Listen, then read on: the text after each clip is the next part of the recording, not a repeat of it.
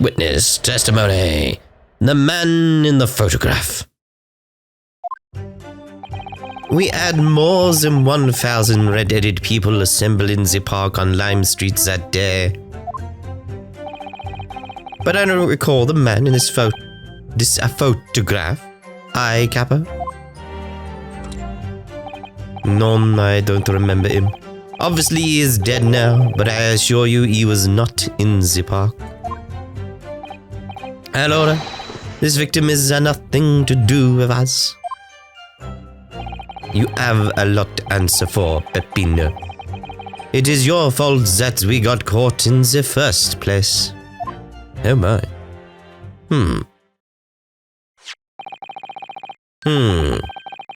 You've given sworn testimony that this man in the photograph was not present. Can you be certain? Oui. I am quite certain. Yeah, but you're too certain, from my point of view. Too certain. Like, where is it? Where? None, I don't remember him. Obviously, he is dead now, but I assure you he was not in the park. How can you be sure he was not in the park? That's the thing. How are you sure? You're too certain on that. That's, to me, the one that's questionable, pretty much. So, oui, I'm quite certain we did not interview this man. He could have been there, but, it's just, Nobody looking like this came to the park, this I can promise. It must be noted that you have been arrested for a grand deception, however. Accordingly, this court has little confidence in your assurances. Oof. With this attitude, we get to nowhere. He's really a sulkin now. This confidential document was obtained directly from Scotland Yard. It records an entry from the inspector's private diary, dated the day before the incident. It reads, Lime Street, Red-Headed League, undercover. Ah, I have the answer. Maybe there was another similar event in the park on the day in question, eh? That is ridiculous. There's no question that Inspector Gregson was investigating the Red-Headed League, which means it's quite possible that's when he was killed. Very well, the defense may proceed with the cross-examination now. Yes, my lord. Yeah, I basically want to have a look around at third point. Was it the fourth one? The man in the photograph. We'll find out soon enough. We had more than 1,000 red-headed people assembled in the park on Lime Street that day. But I don't recall the man in this photograph. Aye, Capo. None, I don't remember him, and obviously he is dead now, but I assure you, he was not in the park. How can you assure us? Hold it! But according to what you've said, you spoke with 1,000 or more people that day. Oui, that's true, my eyes were burning with the end of the day. Surely then, you can't actually remember every single face. How are you so certain that this particular man wasn't present? Normally, the red hair is very distinctive, eh? But not when you have 1,000 redheads crowding around, then it's just an eyesore. But if there was some other information you could give us, maybe then we could recall. That is not the line, Peppino. Remember, we do not remember him. We are sure of that fact, huh?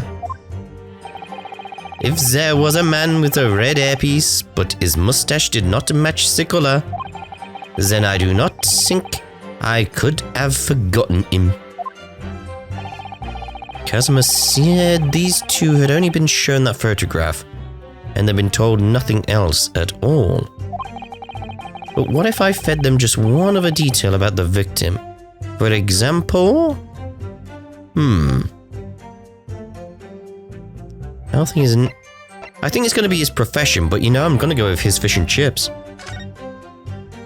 I can certainly appreciate that just knowing the man had red hair wouldn't help you remember in this situation.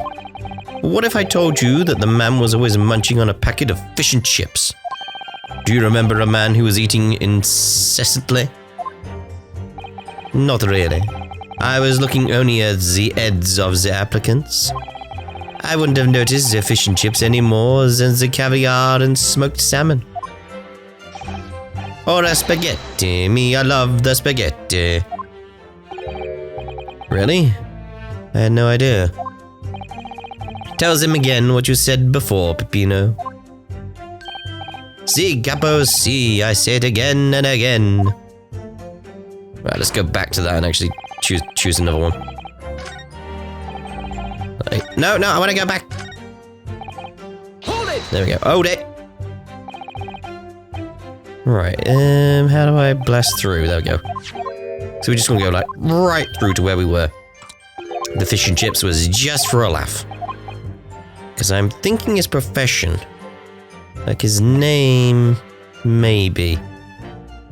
But with these two being what they are, their profession would flag in their heads, being like, hold on. But whether or not he mentioned it, I don't know.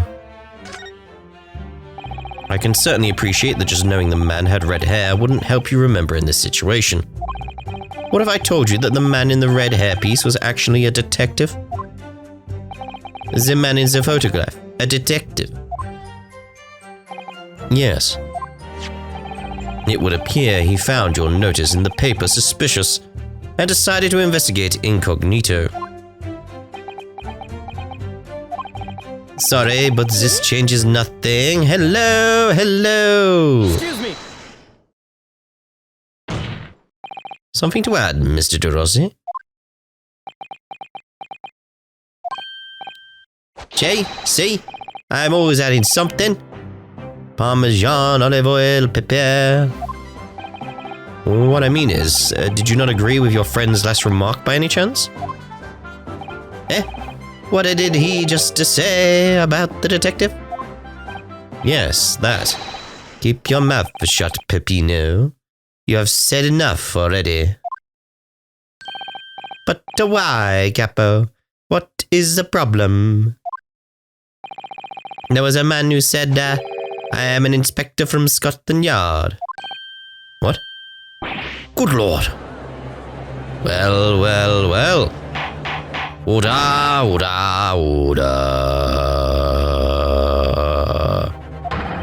Explain this volte-face in your testimony, witness. It's simple. A man who was at the There was no such man. Madai? What are you saying, Capo? Have you forgotten, I have forgotten nothing. Nobody like this came to the park. Basta, Capo, basta. You beat me at many things, but not to the memory and the meals. Like I said, when it's time to eat the pasta, no one is a faster. I like that. But you are inferior to me in every other way, so shut up. Objection! So many dots. So many dots. Oh. Trapped hard, the damage is done. Indeed it is, sir. There was a man who came to the park and said he was an inspector from Scotland Yard. However, he looked nothing like the man in the photograph. He was someone else. How can you be so sure? Because, to start with, his face was completely different. See, it's true. The man who came was younger.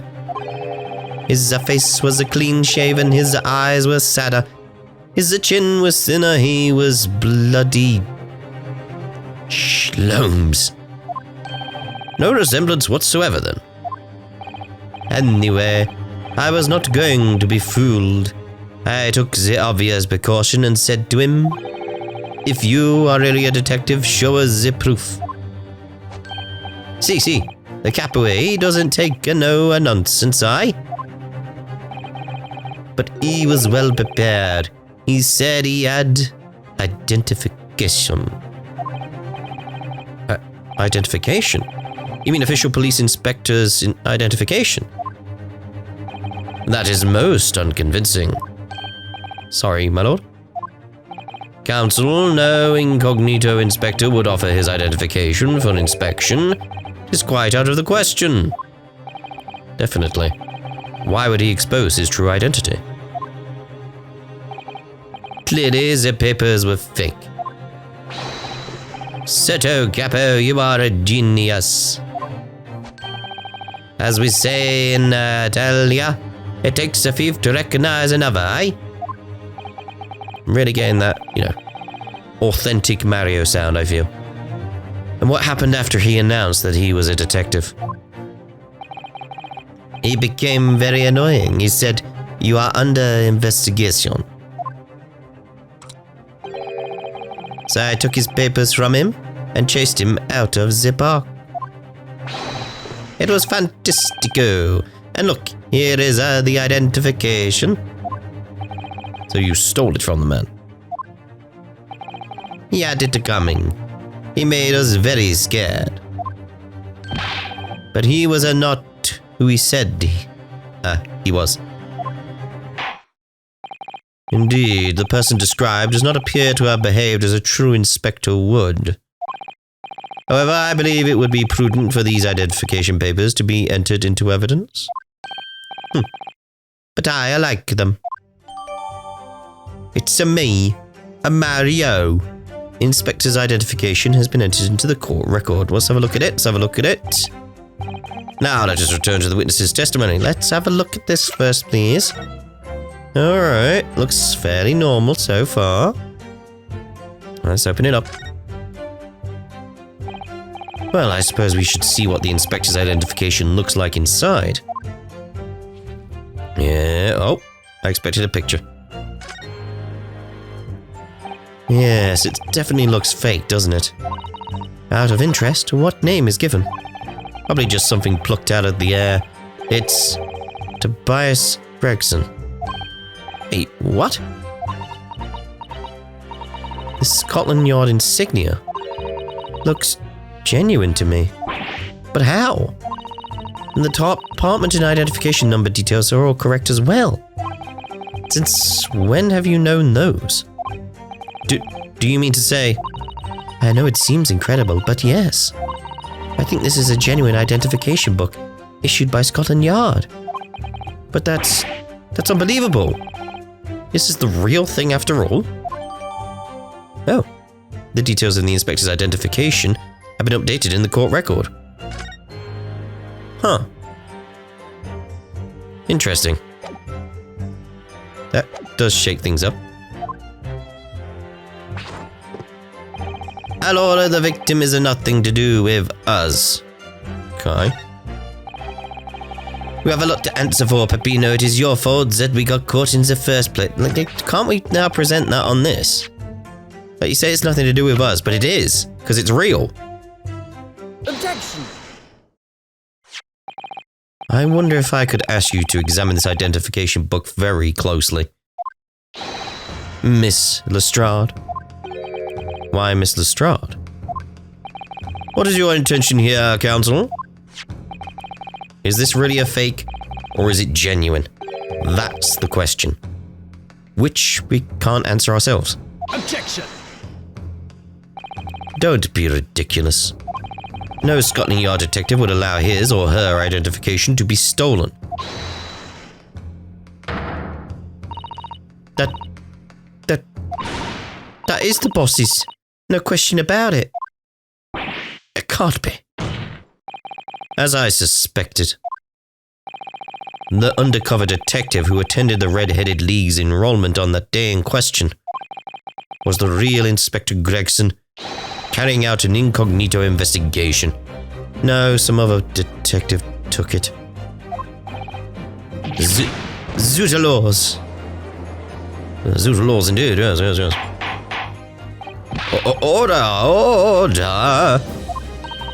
But if the boss had his identification stolen, he would have reported it straight away. I mean, he was always on at me about it. If you lose something, report it at once, he'd say. Could it be then that the inspector was physically unable to report it? Already dead. Physically... Aye! What are you saying? Unable to... You're not suggesting... Yes. It's quite possible that he was killed before he had the chance to report his identification stolen. No. Yes. Order, order. Order.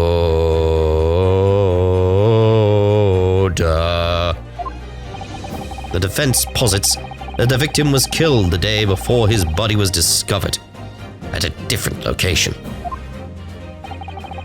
Do you two have anything to say about that? Oh-wee.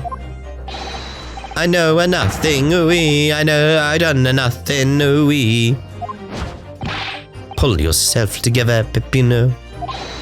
Mon Dieu. You can behave a little more like a master criminal than that, no? Oh-wee. Now I wish I had a return to Italia. Oh-wee. Stop crying, Peppino, please. Otherwise, I... Loom. Alright, stop your whining and start talking. Well, I believe the court will need to hear your story and consider... I don't know nothing. I did done nothing. But you will tell everything, or face the worst possible outcome.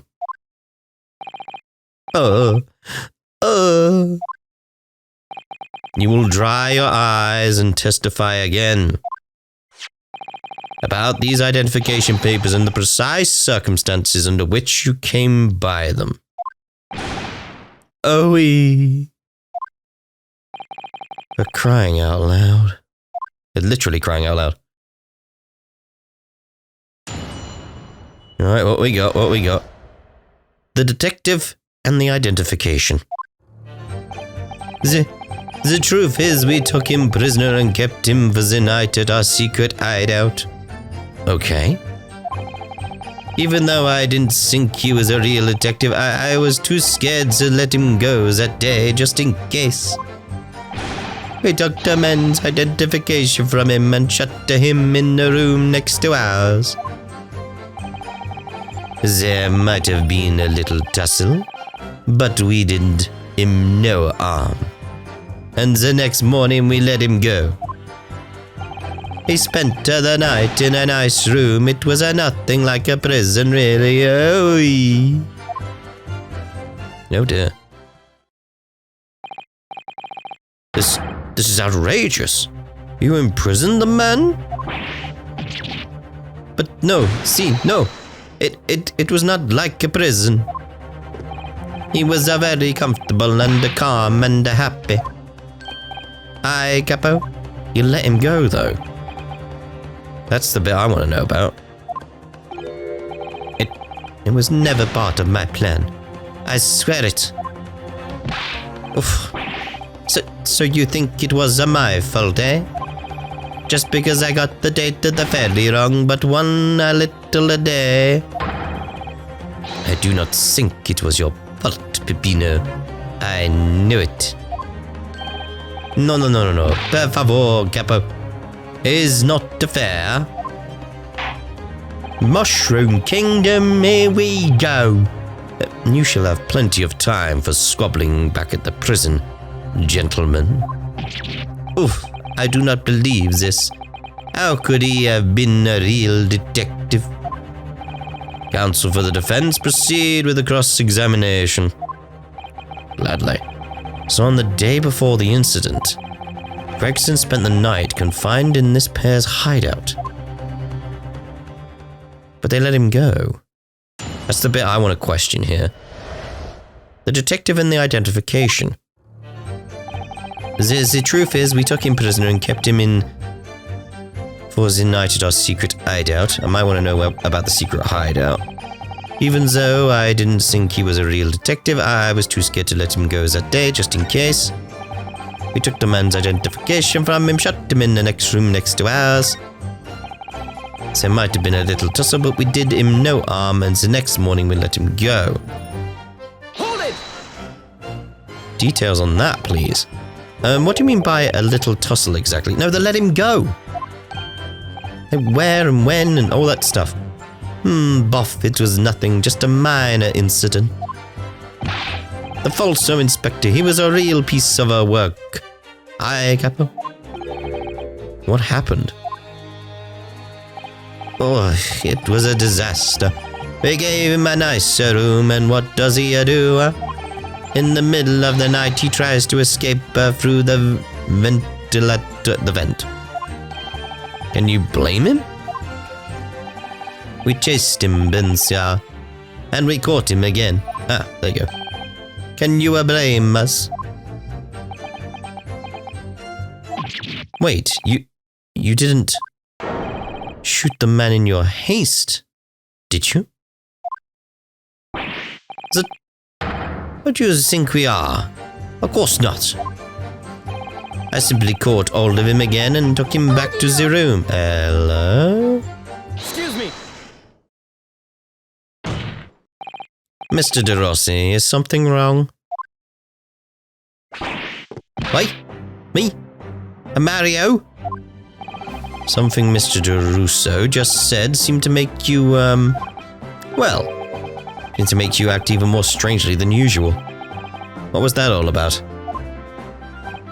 Cavalo, at times like that, you don't want to have the capo after you, you believe me. And I speak from a personal experience. Personal experience? That is enough, Peppino. There is no need to say more. The truth is, the night before we put the Red-Headed League plan into action, I was scared. It was not fair to the capo, but I tried to run away. It's a shame you didn't manage it. But the capo here, he came after me like a turbine, and he dragged me back to the house, kicking and screaming. I still have the bruises to prove it, aye, capo? Bruises, you say? Ah, you wanna see, huh? You wanna see my fantastico bruises? Ah. Your neck. That connects to gossip. That's enough now, Peppino. No one wants to look at any part of you. What to do? I show you or I don't. I show you or I don't. You do now. Hello. If everybody wants to see, then I do it. Yep. Echo, you see, is still very visible, eh? That red ring around your neck. You got that when you were dragged back to the house? See, the capo sometimes he is a very rough. I said that's enough. Peppino's neck is nothing to do with what we are talking about, dear. You have my word. Oh no, let's see if we go. Yes, what is your opinion, counsel? About this red ring around Mr. De Rossi's neck. I wonder, does it matter? It's important, it's important. Mr. De Rossi, I'm going to have to ask you to amend your testimony with details about that mark on your neck. Aye, Gabo, you see, everyone is interested in what I say, huh? Very well. You'll amend your testimony as requested, Mr. De Rossi. See, if you really want to know. He tried to escape, but the capo put the collar on him and dragged him back. Like what he did to me, see. Right, so can we present gossip at this point? How do I get back to people? How do I get back to people? Okay, so if we can't go to people from here, and then we need to press it and do something. Hold it! Are you saying that red mark was caused by... See, a big collar made from the leather? Ah, a leather collar. Choker, you might say.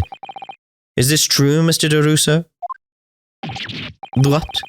We had a St. Bernard at home when I was younger.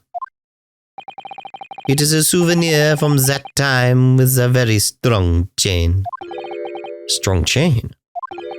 And you put that around your friend's neck? I'm sorry I was so angry that he was leaving me alone. You did not have to tie the chain to the leg of a bed, though, huh? I would not have tried to run again. You didn't do that to Inspector Gregson as well, did you? I mean, how can we present Gregson here? Because there was no... In the report... Where's the report? In the report, there's no talk of bruising, is there? Victim was shot in the chest at close range from the front, resulting in instant death. Scorch marks at point of entry. The bullet exited the body from behind. Caliber of the gun used matches that standard issue firearms for members of the judiciary. Yeah, nothing about bruises. Nothing. Treat the people equal, is the Capoeira's motto, eh? It's starting to sound a lot like Christmas, more like a prison, all of a sudden. The Capoeiras are tough, but the Capoeiras are rough. Oh, I shouldn't have done it. So, the following morning, when you released the inspector, he had the red ring around his neck just like me. Aha. How can we... Where's the photograph? Can we prove he doesn't have a red ring around his neck? Yep, we can clearly see his neck. So that's what was interesting about this photograph is he doesn't have the ring on his neck. It's the absence of evidence that is the evidence here. Perfect. Perfect. Peppino, s'il vous plaît. Leave it now. Now you know, the capoeira you don't know on a tangle of him, eh? But for the inspector is not so bad. Right. Let's present on you that piece of evidence. Objection! So the day before his body was discovered, Inspector Gregson was taken prisoner while working incognito. No. It was not like that. It was hardly a prison. It was an invitation to stay. It was only. However you describe it, there's one glaring inconsistency that remains. What inconsistency is this, counsel? I would ask the court to look closely at this photograph of the victim, Inspector Gregson. You will see that there is no red ring visible around his neck. So the question is, how did Gossip get his book, his identification? Most likely he was in there the day before, took it, maybe. But that makes no sense. It was me who took the collar off the man in the morning, and I saw the red bruises on his neck, just like I have. Given that the mark is still clearly visible on the witness's neck, we'd expect to see bruising on the victim, who was put in the collar more recently than Mr. De Rossi. And indeed, that is most peculiar. But what we tell you, huh? We say this from the beginning, many times, We, Peppino is right. The man in the photograph, he is someone different to the man we held captive that night. Yes, I believe you. Oda, oda, oda. Oda, oda, oda, oda. It would appear then that on the day before the incident, the man who visited the park on Lime Street posing as an incognito inspector wasn't Shlomes. Was not Inspector Gregson at all. Objection! I was thinking it was going to go Shlomes, but no. If that's true, however, how do you explain the inspector's identification? This is a genuine identification book issued by Scotland Yard. It's inconceivable that someone could have stolen such an important item from the inspector. the prosecution made that assertion itself. And we also know that the inspector had made a note about the Red-Headed League in his diary for the day, which surely means that we can't divorce the two events completely. The inconsistency noted by the defense is most troubling. If it were the real Inspector Gregson whom these two red-headed gentlemen encountered, the fact that no bruising can be seen around his neck defies explanation. But equally, they actually encountered an imposter. How did that person come to be in possession of the real inspector's identification? Does the defense have some plausible explanation, counsel? The whole thing defies explanation. It is for precisely these occasions that we keep meticulous notes in the court record, Mr. Naruhodo. Because those are the facts, and the facts cannot lie. No, the facts can't lie. Even when they point to something so incredible, it's almost unbelievable. Well, my lord, the true identity of the person who turned up in the park for the Red-Headed League's enrollment is revealed by information in the court record, I believe. Good gracious. Very tantalizing, Mr. Naruhodo. So why don't you help us all see whatever truth it is that you've apparently seen? Who exactly was this inspector that appeared before Mr. De Russo and Mr. De Rossi? Well, we're going to end this part here, and in the next part we'll say an imposter. You know who we're going with. You know who we're going with. You know the logic. You understand. So we'll see you in the next part. Ta-da for now.